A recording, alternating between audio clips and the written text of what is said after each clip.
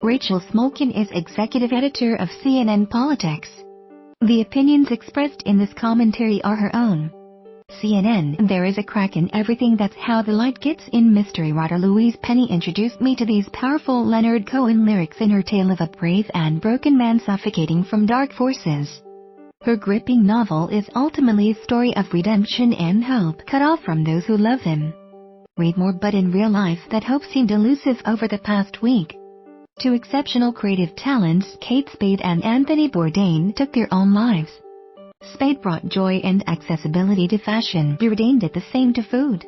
They shared their passions generously, offering new entry points for the experts, the enthusiasts and the merely curious to join them on their journeys. "If I'm an advocate for anything, it's to move," said Bourdain, host of the acclaimed CNN series Part Unknown. "As far as you can, as much as you can. Across the ocean or simply across the river. Walk in someone else's shoes or at least eat their food. It's a plus for everybody." Beneath the light that Spade and Bourdain spread, darkness crept in. And for so many of us, it lapsed at the edges, sometimes held at bay, sometimes drawing nearer. Their pain felt both unfathomable and all too recognizable. Bourdain, with trademark candor, had referenced the hovering darkness when he discussed his past drug use.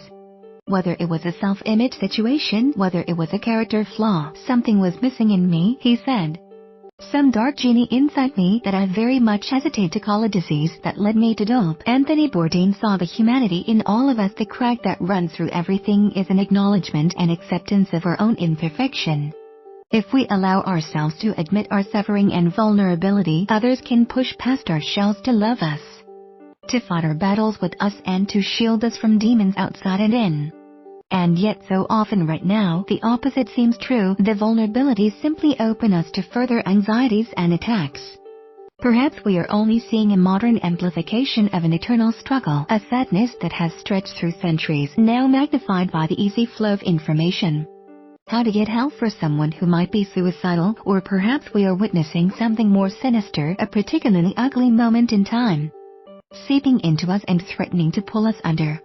In our politics and on social media, from the most famous and powerful to the most anonymous peddling their hate without consequence. Vitriol is the norm. The facts are under siege. The deafening roar of destruction is in ascendance. The cracks are not filled but cleaved open. We choose up sides and stay there. We compete for the most viral insult. We are drowning in coarse words we once taught our children not to say. We are awash in communications but few real connections. A text instead of a call, a like instead of a hug. A fleeting moment of healing, a royal wedding for an American actress, a long-awaited Caps hockey triumph in a dysfunctional capital. A racehorse achieving greatness becomes a life raft. The cracks are there, exposed. We celebrate and then disband. And the light is outside, somewhere far above us. This week was a heartbreaking reminder to move toward it together, to give it a chance to get in.